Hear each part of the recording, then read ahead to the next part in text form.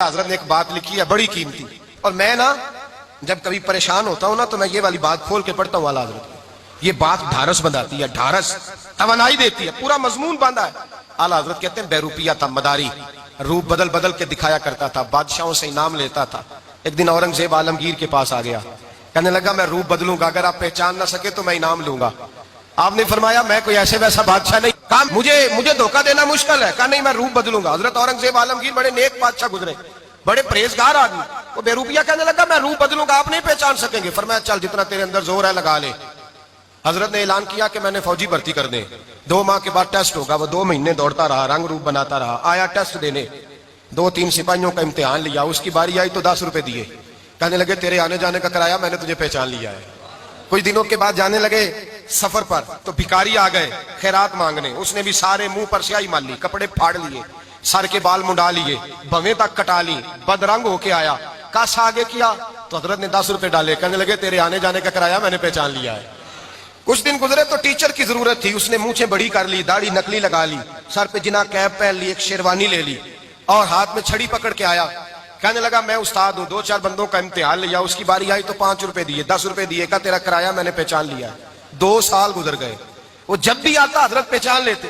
ایک دن سفر پہ جا رہے تھے، بہت بڑا لشکر تھا، جہاد کرنے جا رہے تھے اورنگزیب عالمگیر، تو دیکھا ایک پہاڑی ہے، پہاڑی پہ لوگ جا بھی رہے ہیں آ بھی رہے۔ اورنگزیب عالمگیر پوچھنے لگے یہاں کیا ہے؟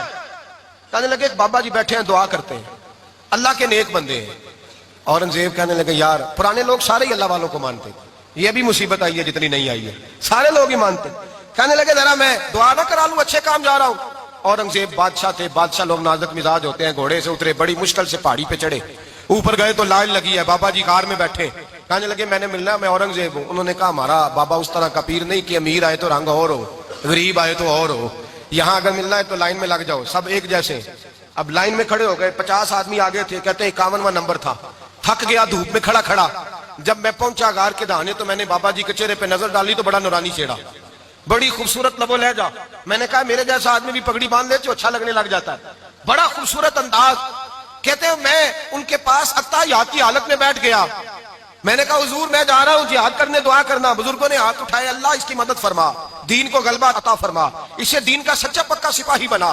پھر تھپکی دی، 2-4 نصیحتیں بھی کر ڈالی، دیکھنا ظلم نہ کرنا، زیادتی نہ کرنا، جب تو جیت فخر نہ کرنا، غرور نہ کرنا، نصیحتیں بھی کر دی۔ کہتے ہیں اب جب میں اٹھا تو 2-4 دینار بطور نذرانہ مصلے کے نیچے رکھے، اور الٹے قدم جب میں غار سے اترا انہوں نے رومال جھاڑا اور اٹھ کے کھڑے ہو گئے، کہنے لگے آج نہیں تو نے پہچانا، آج نہیں تو نے پہچانا، میرا انعام بنتا ہے، آج نہیں پہچانا، لا پیسے۔ اورنگزیب کہنے لگا یار تو نے حد کر دی، کہاں چڑھا کہاں کھڑا رہا، دھوپ میں تھک گیا، کمال کر دی بھائی تو نے، بتا تو کیا لے گا، اب تو دیکھ جلدی بتا، وہ کتنے لوگ پیچھے دھوپ میں کھڑے ہیں، لشکر سارا کھڑا ہے، کیا لے گا؟ اس نے کہا سب سے قیمتی ہیرے وہ ہیں جو تیرے سر کے تاج میں لگے ہوئے ہیں، مجھے تیرا تاج چاہیے۔ او بھائیو سننا اور یاد رکھنا، میرے اعلیٰ حضرت کہتے ہیں بادشاہ نے سر کے اوپر سے تاج اتارا، بہروپیے کے قدموں میں رکھا اور کہنے لگے یہ لے، اور یہ تو تیرا مانگنے پر میں نے دیا ہے نا، میں واپس آتا ہوں تو آنا میں اپنی مرضی سے بھی تجھے دوں گا، تو نے اورنگزیب جیسے بندے کو دھوکہ دیا، آنا میں اس وقت بھی دوں گا۔ وہ دے کر بس بات ختم ہو گئی، حد ہو گئی، دے کر کہتے ہیں جب میں پلٹا نا واپس، بہروپیے نے آواز دی بادشاہ ٹھہر جا۔ میں نے پلٹ کے دیکھا تو کہنے لگے یہ اپنا تاج لے جا، اٹھا اور لے جا۔ میں نے کہا 2 سال بیت گئے تجھے محنت کرتے، آج قابو آیا تو لے جاؤں، کہنے لگا لے جا، مسئلہ سمجھ میں آ گیا۔ میں نے کہا مجھے بھی تو سمجھانا، کہتے ہیں وہ پھوٹ پھوٹ کے رویا، اس کی آنکھیں برس پڑی، سیلاب کی طرح آنسو بہ نکلے، تڑپا اور رو کے کہنے لگا بادشاہ میں نے جھوٹ موٹ رسول اللہ کی غلامی اختیار کی تھی، جھوٹ موٹ کی داڑھی، جھوٹ موٹ کی پگڑی، جھوٹ موٹ کا فقر، میں نے جھوٹ موٹ نبی پاک کا لباس پہنا ہے، تو تیرے جیسے بادشاہوں کے تاج میرے قدموں میں آ گئے ہیں، اگر میں سچ مچ رسول اللہ کا غلام بنوں گا تو اللہ کیا کچھ عطا فرمائے گا، اللہ کتنی نعمتوں سے نوازے گا۔ میرے اعلیٰ کیا فرماتے ہیں؟ اعلیٰ حضرت فرماتے ہیں فرشتے بھی کرتے ہیں تعظیم میری۔ کون جی؟ اللہ، ایسا عقیدہ بھی کم ملے گا جو بریلی کے امام کا عقیدہ ہے، ایسا بھی کم، کہتے ہیں فرشتے بھی کرتے ہیں تعظیم میری۔ کیوں؟ فرمانے لگے فدا ہو کے ان پر یہ عزت ملی ہے، فدا ہو کے ان پر یہ